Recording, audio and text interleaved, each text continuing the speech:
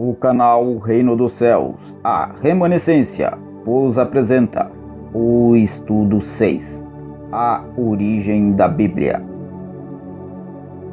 A coleção de livros sagrados chamados e conhecidos hoje mundo afora como Bíblia tem sua fundamentação em várias versões de cópias traduzidas das cópias de manuscritos achados ou preservados, que eram cópias dos originais. Sua história remonta à história da criação da Terra e da humanidade, na qual também consta sua queda e redenção. Seus relatos e escritos foram dados ao povo de Israel como método de preservação e propagação da palavra do Criador para todo o mundo.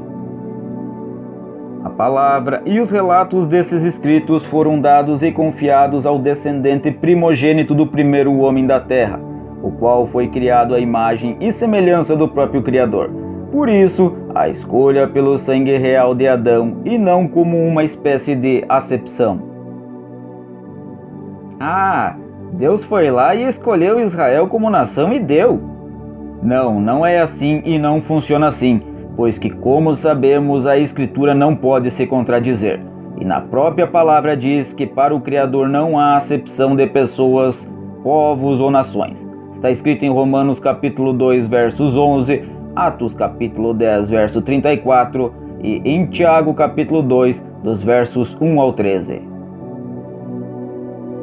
Mas e então, o porquê da escolha do Criador por Israel como nação escolhida? Como já disse, Israel é descendente real de Adão e Eva, o primeiro casal da história. E durante toda a história sempre teve os filhos ou povos que ficaram ao lado do Criador, como outros que se opuseram, ficando ao lado contrário ao do Criador. Assim, a primeira divisão já é relatada no começo de Gênesis, entre os dois primeiros filhos do casal, Caim e Abel. Com isso, temos depois a divisão entre os filhos de Caim e os filhos de Sete, o terceiro filho de Adão e Eva, os quais mais tarde ficariam conhecidos como filhos de Deus e filhos dos homens. Os filhos de Deus eram os filhos de Sete e Adão, já os filhos dos homens eram os filhos de Anuque e Caim. Você nota isso quando o Eterno relata a genealogia dos filhos de Sete e Caim. Isso passou a se estender e continuou com os filhos de Enos e Cainã, com os filhos de Irade e Meujael. Depois entre Maalalel e Jared, com os filhos de Meujael e Lameque, terminando com os filhos dos poderosos Enoque e Lameque, os quais culminaram em guerra após os filhos de Matusalém tomarem para si mulheres do clã dos filhos de Lameque, naquilo que ficou conhecido como os gigantes, que foram os heróis dos tempos antigos, homens rudes e famosos, do relato de Gênesis capítulo 6, verso 4, parte C. Ora, naquele tempo havia gigantes na terra, e também depois, quando os filhos de Deus possuíram as filhas dos homens, as quais lhe deram filhos. Estes foram valentes, varões de renome na antiguidade. E esses gigantes eram chamados em hebraico de Néfilins, que literalmente significava nascidos da terra, ou que também podem ser chamados de rebeldes ou tiranos. E para exemplificar, coloquei aí algumas fotos para vocês de gigantes em nosso período atual. Existem mais coisas a se relatar sobre isso, mas não é a nossa intenção hoje.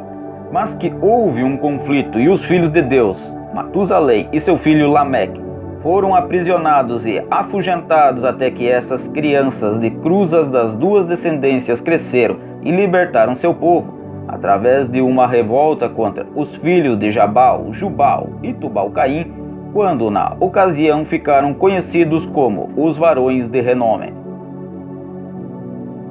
Como a linhagem que viria a trazer Jesus para o mundo sujou a sua linhagem de descendência do Criador, e como a linhagem humana estava totalmente corrompida, o Criador precisou exterminá-la na famosa história do dilúvio. Assim, preservando a vida de 7 pessoas através de apenas uma pessoa que merecia: Noé. Gênesis capítulo 8, verso 18. Sendo assim, o Criador deu uma nova oportunidade de recomeço para a humanidade, e dessa linhagem através desses personagens mais conhecidos como Sem, Eber, Abraão, Isaac e Jacó, é que anos mais tarde vai surgir Israel, o qual logo em seguida ao seu surgimento é aprisionado no Egito, precisando com que o Criador viesse a levantar o primeiro Messias de Israel, conhecido como Moisés. É este Moisés que vai receber a Torá, a lei do Criador. É aí então que o Criador começa a revelar a sua palavra gradualmente através dos seus escritos.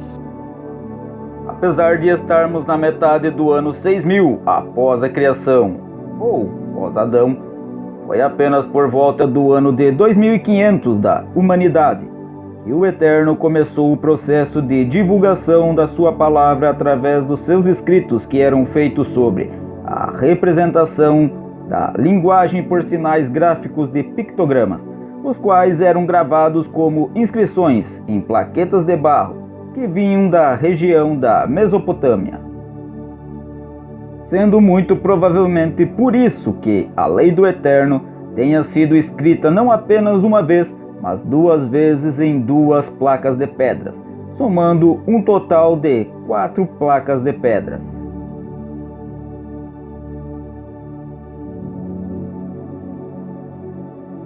Porém, segundo a tradição, a Torá, 5 livros da lei, fora escrito em rolos. Êxodo, capítulo 24, verso 7, o que nos remonta exatamente à época do papiro.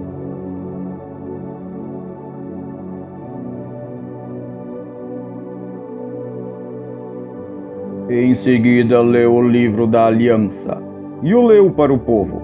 E eles responderam: tudo o que Yahweh ordenou nós o faremos e obedeceremos.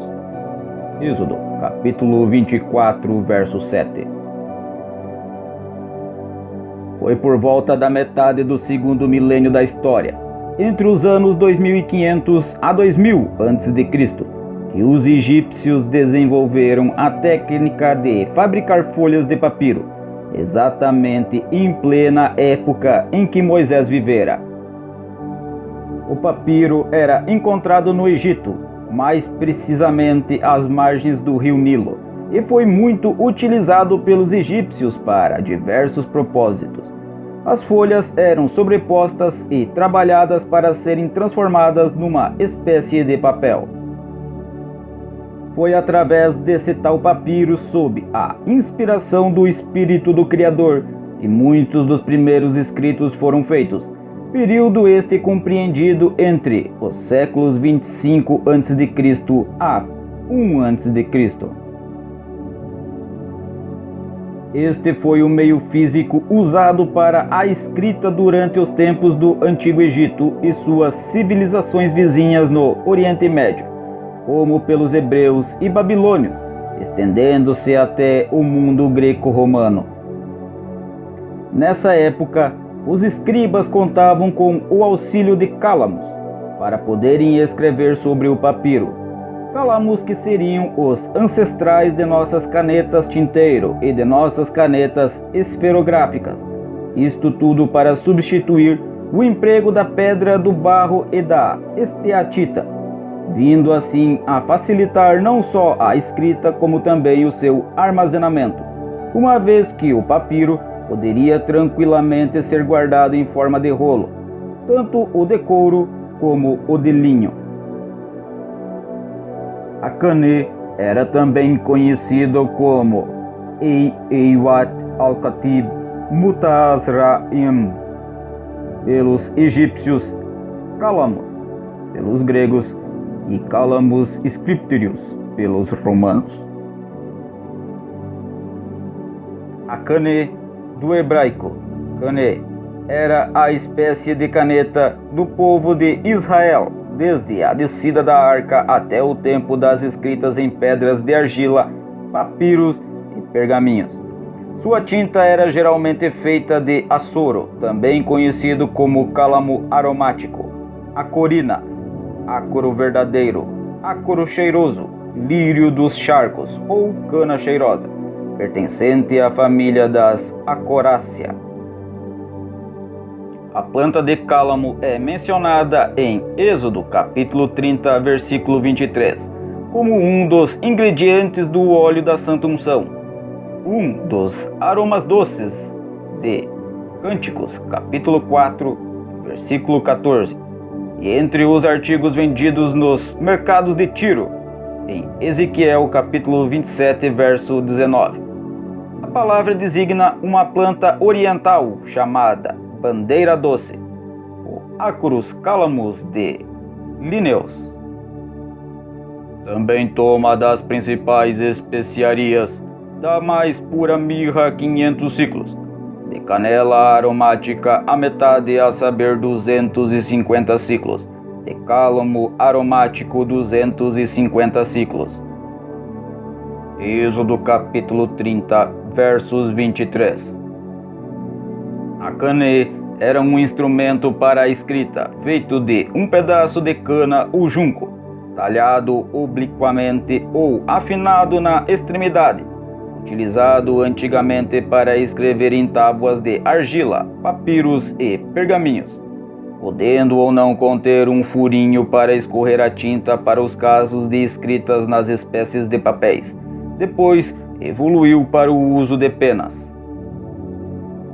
Já sobre o idioma da época, ele tem a sua fonética chamada de hebraico arcaico, uma variação do hebraico paleohebraico, que é uma variação do hebraico semítico, o qual é considerado o hebraico que desceu da arca com Noé e prosseguiu através de seu filho Sem, assim considerado para diferenciar as variações do hebraico dos outros filhos de Noé, que também desceram da arca, mas que sofreram variações como os hebraicos dos cananitas e dos jafetitas.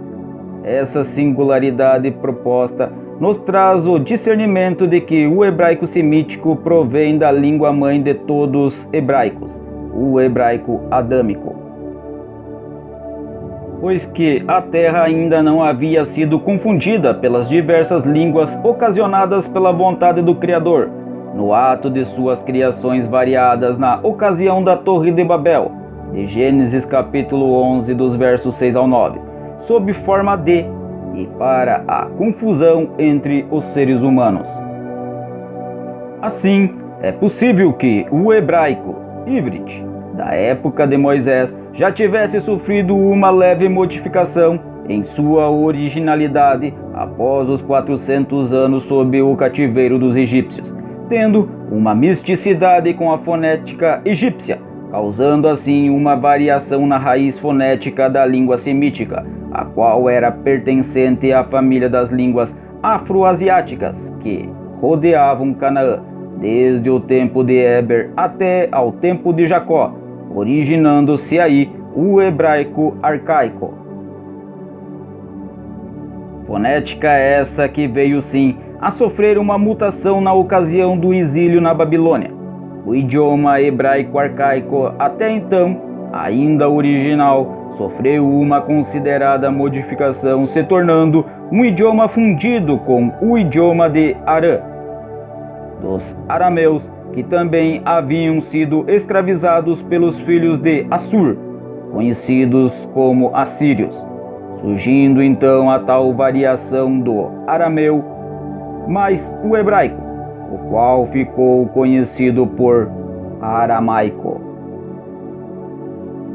Entendemos que para entendermos a real cultura momentânea da época em que a Bíblia foi escrita, precisamos saber que seu idioma e escrita principal se baseia no hebraico arcaico dos séculos 25 ao século 10 a.C., que compreende ao período de Moisés até os Juízes, tendo em seu segundo momento um hebraico pré-exílico com os profetas maiores, o que também é considerado um hebraico real nacional, ou ainda um hebraico clássico, o qual acontecera entre o 10º século ao 6º século a.C., pois se deu dentro do período dos reis de Israel, principalmente dentro do reino davídico. E o terceiro momento do hebraico se dá no período pós-exílico, ficando conhecido como hebraico tardio, momento esse ocorrido entre os profetas menores, entre o século VI ao século II a.C., vindo então o tempo do hebraico aramaico, compreendido desde o século II a.C. até o tempo em que Jesus nasceu, o qual inclusive ele mesmo falou o aramaico, tendo como trechos bíblicos escritos em aramaico do Antigo Testamento as passagens de Esdras, capítulo 4, versos 8 ao 6 e versículo 18, Esdras, capítulo 7, versos 12 ao 26, Daniel, capítulo 2, dos versos 4 ao 7, e também o verso 28, e Jeremias, capítulo 10, versos 11. Mais tarde, quase que sua fonética original se perde no tempo, uma vez que sua variação passa pelos idiomas dos impérios dos persas, gregos e romanos. Com medo de que isso realmente acontecesse, é que surgem os massoretas, para simbolizar o som das palavras, as quais eram apenas consonantais, para que o povo soubesse e assim nunca esquecesse dos seus sons e das suas pronúncias. Atividade massorética essa que surgiu aproximadamente no século VII d.C. na Babilônia e chegou ao seu auge por volta do século X d.C., com os trabalhos dos massoretas de Tibíriades de Israel, principalmente com o último massoreta da família Ben Asher, Aharon ben Moshe ben Asher, Arão, filho de Moisés, filho de Aser. Esse termo Massorá provém na língua hebraica de Messorá e indica a tradição. Portanto, massoreta era alguém que tinha por missão a guarda e a preservação da tradição. Isso sem falar que o hebraico bíblico escrito nas escrituras, como já falamos, também sofreu a sua modificação no período nacional da unificação de Israel durante o tempo do rei Davi, qual aliás, a sua forma de escrita foi totalmente baseada no desenho da estrela de 6 pontas, um hexagrama da estrela de Davi. O nome de David no proto-hebraico. Alfabeto do hebraico moderno totalmente baseado na estrela de Davi.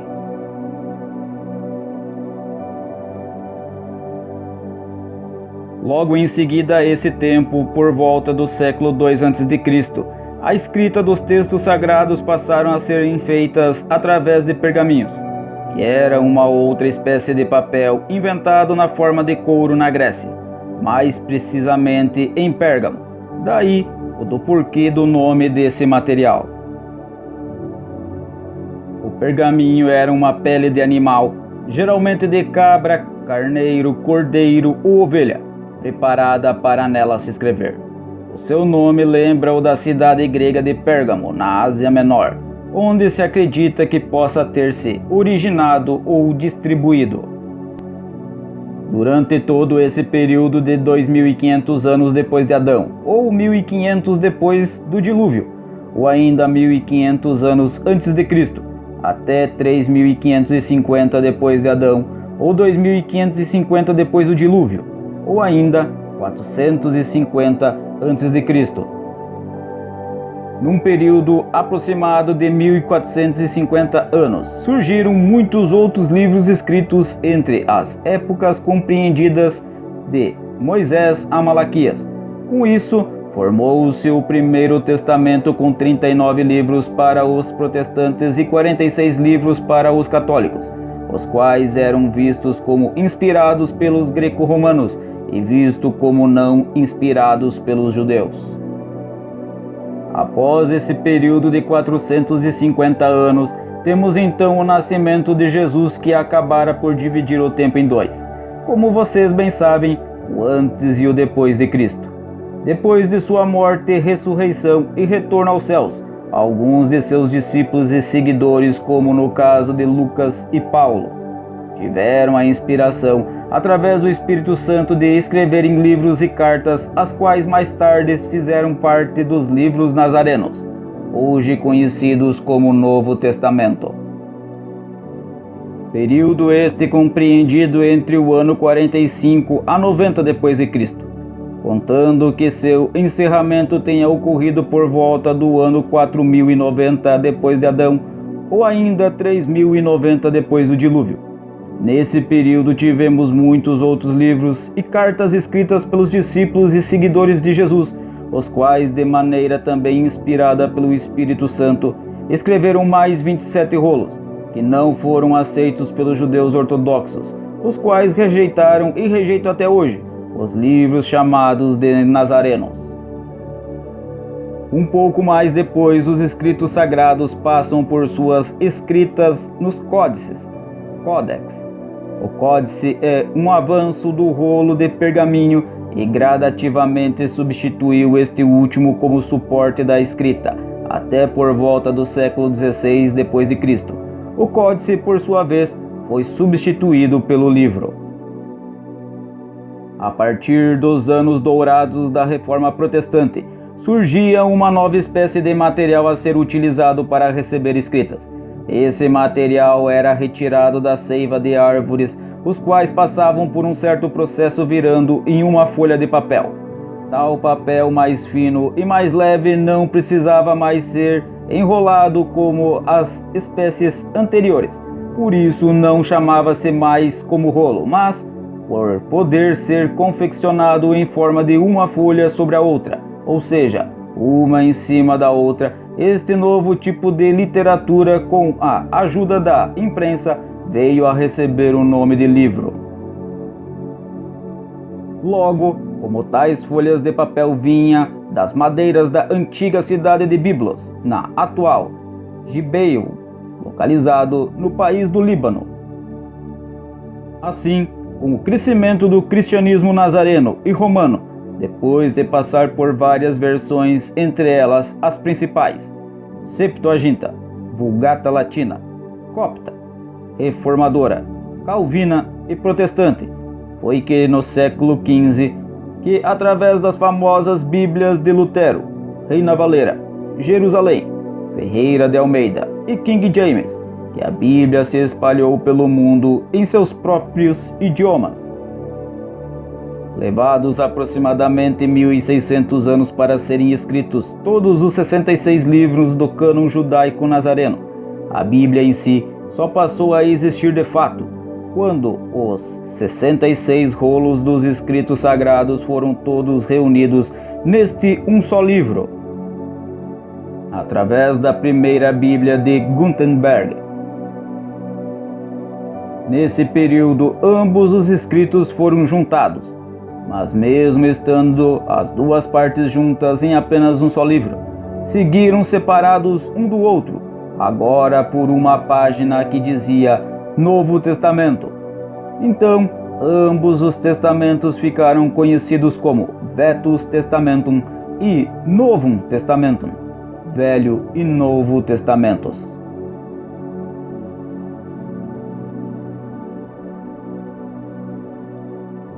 Assim, erroneamente por diversos anos e séculos, tais testamentos israelitas ficaram separados um do outro. Mas através do discernimento do Espírito Santo, todos aqueles que estão voltando ao verdadeiro arrependimento entendem que o livro é um só e de maneira holística, pois um livro fala do outro, um livro completa o outro e todos os livros se completam. Hoje, a Bíblia é o livro mais vendido e difundido no mundo, com mais de 2.400 versões de dialetos, estando disponível para cerca de 98% da população mundial. Portanto, resumindo, a Bíblia tem sua origem nos escritos sagrados dados aos israelitas, que tinham por missão a guarda e a preservação da palavra do Eterno. Escritos estes que narram a origem da descendência real do Éden, através da cultura israelita hebreia, que carregam em si a verdade da história da criação humana e da terra, não como método de acepção de escolha como é pregado, mas sim por método de legitimidade. Escolha esta que se dá sempre sobre o ato de legalidade e justiça do Criador, uma lei de coerência e amor, na qual ele mesmo não pode passar por cima de tais princípios como padrões morais, éticos e conceituais, normas, estatutos, ordenanças e fundamentações, unigenitura, primogenitura, hierarquia, descendência, linhagem e adoção, e sua origem nada mais é do que em cima da autoexistência do Autor e Criador de todas as coisas. Por hoje encerramos aqui nosso estudo. Nos próximos iremos detalhá-los um pouco mais. Já no estudo seguinte abordaremos o seguinte tema: de onde surgiu a Bíblia? Ministério Filhos de Deus, a remanescência. Shalom, Ulihitraot.